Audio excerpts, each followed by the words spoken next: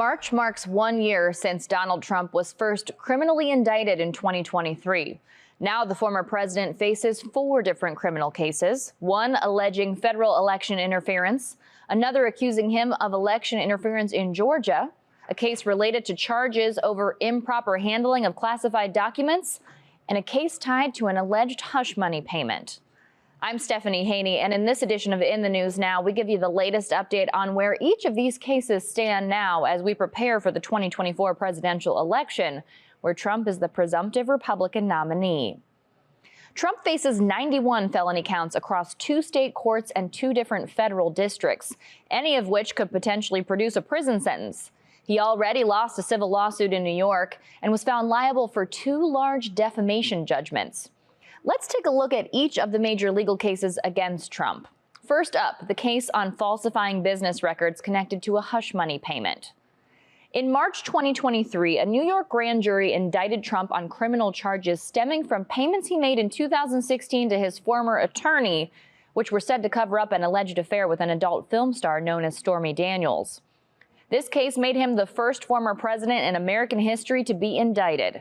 At the beginning of April last year, Trump pleaded not guilty to 34 felony charges of falsifying business records in this case.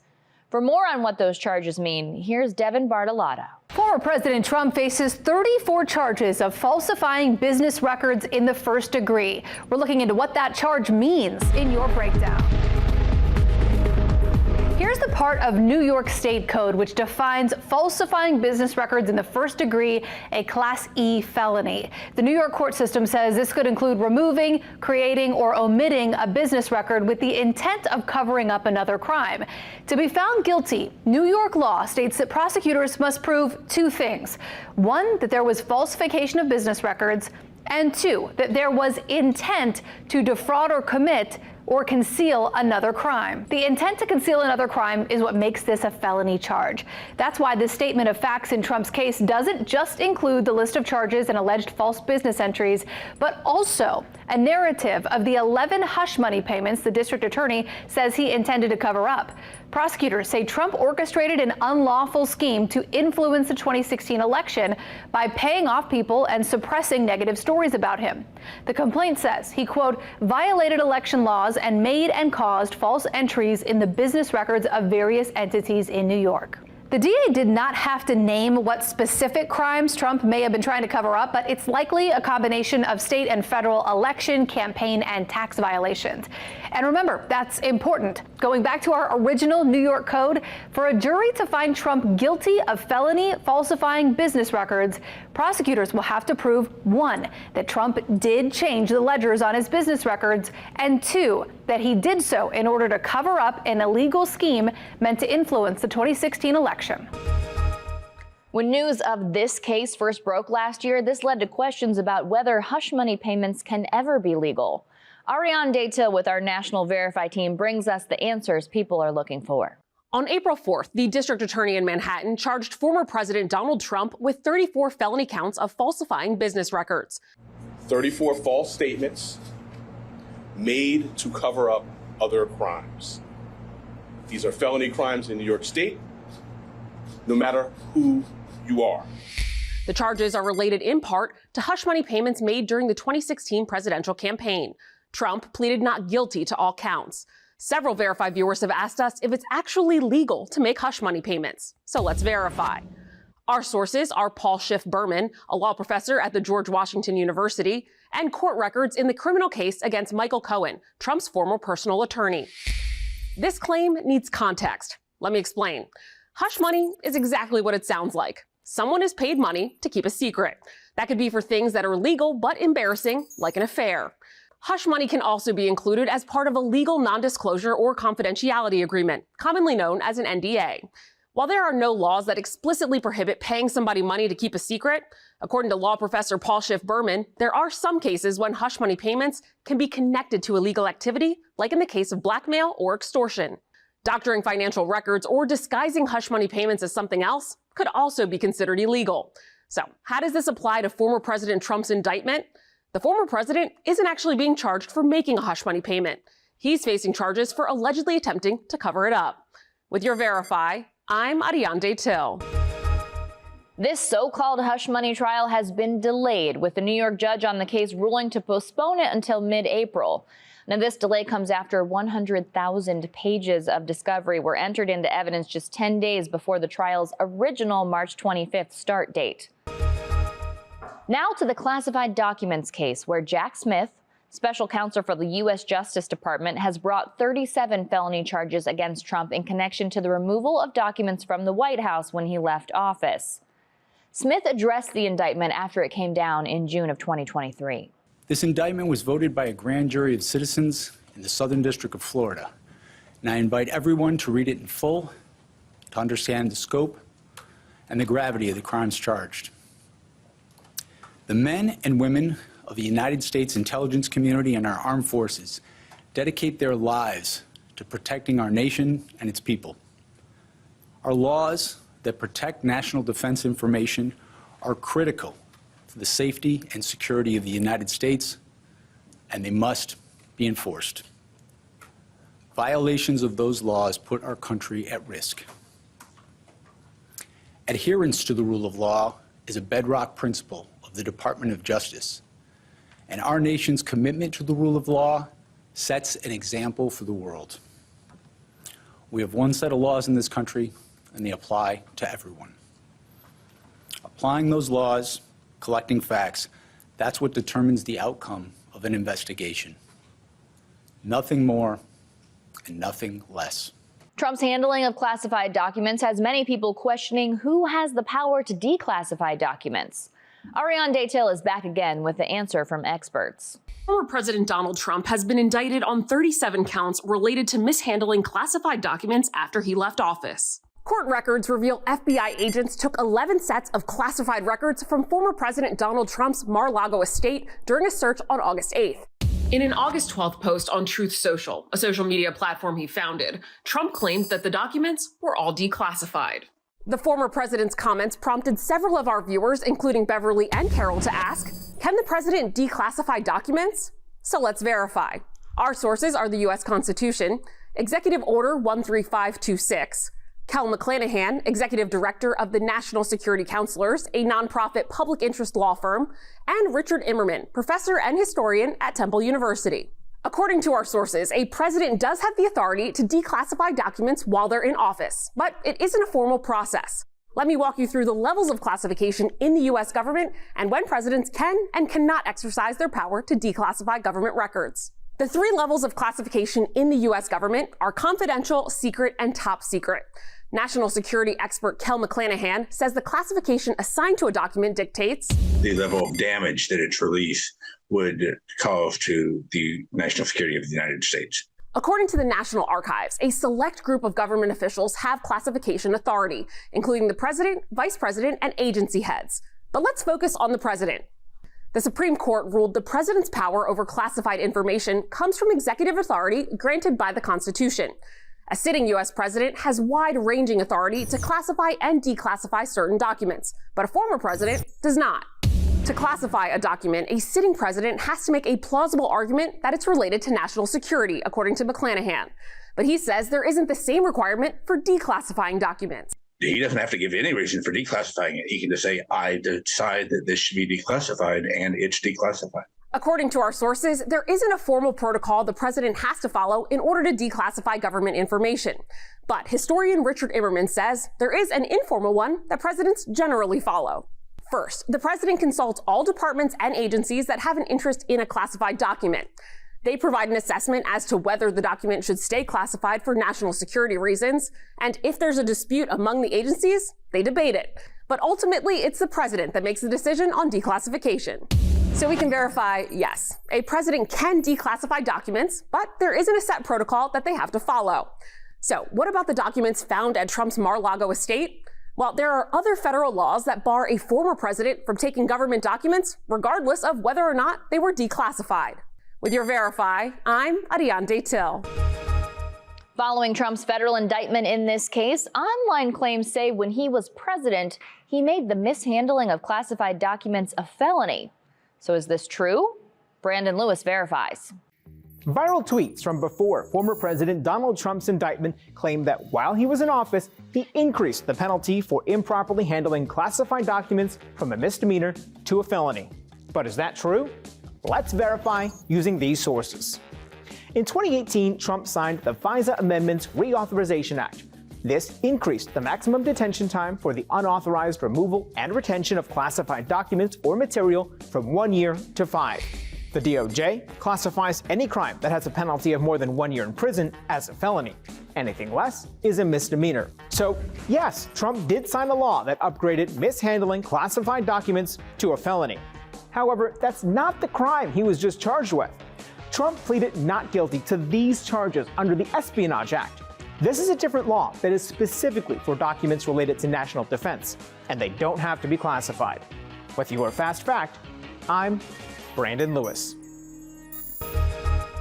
Now, a trial date for the Mar-a-Lago documents case is still unknown, as it was initially set for this May, but the judge has not indicated when it will actually move forward.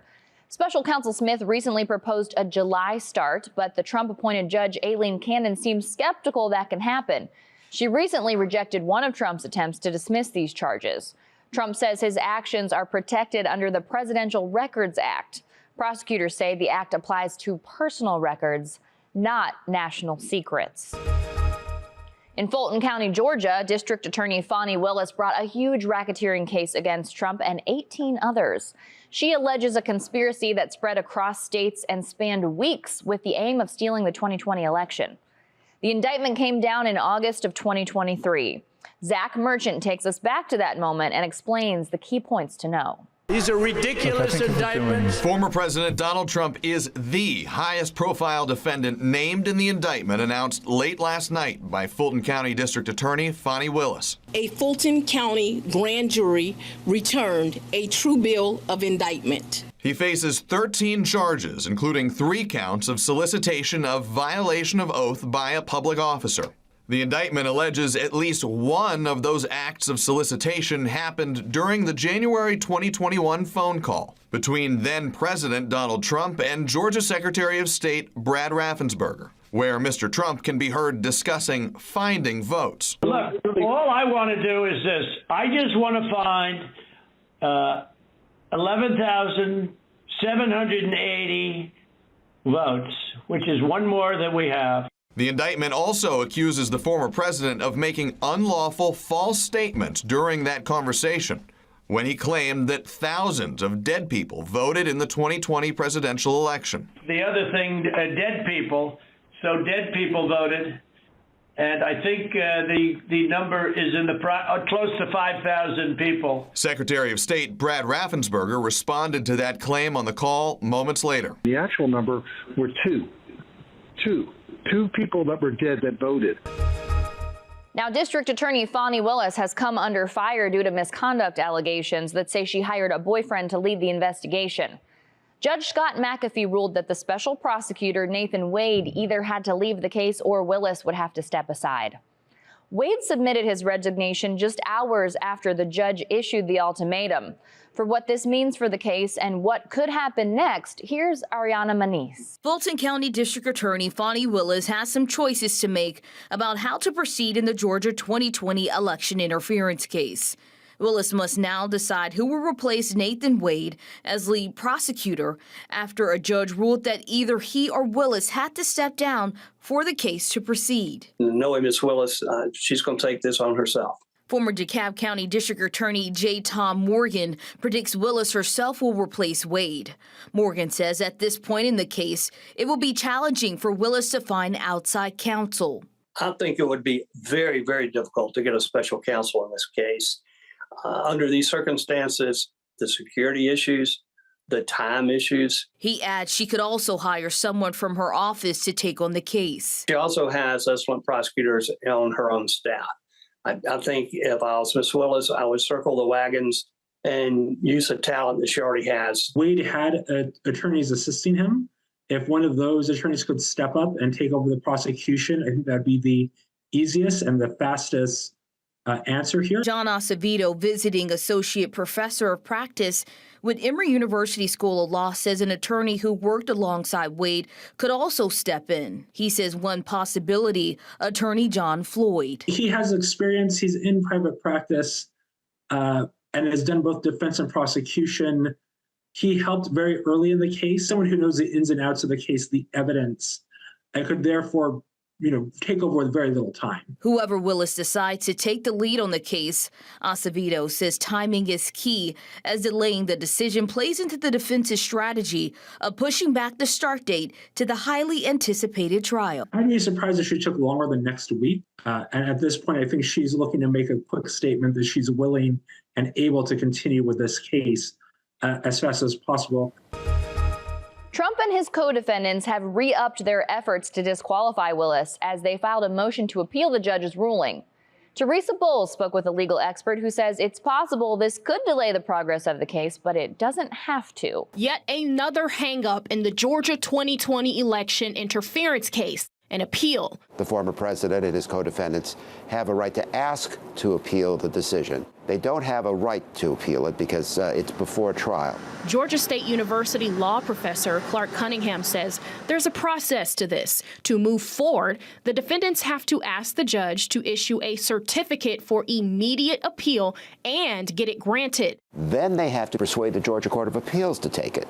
Even if they all agree, Cunningham says it's still going to take time, so he suggests Fulton County District Attorney Fani Willis start the trial as soon as possible because time is ticking. If she loses the appeal, then she and her team are off the case. But there also is a new commission that the governor signed into law on the 13th that will probably start investigating her and has the power to remove her. The other option is for Willis to take a leave of absence. I think it's much less likely that the appeal would go forward, and it would greatly simplify things. If not, Cunningham says if former President Donald Trump were to be elected again before the trial, he can go to federal court and ask for an order to put a stop to state prosecution as long as he's president. If he wins, then there will be a 4-year hold.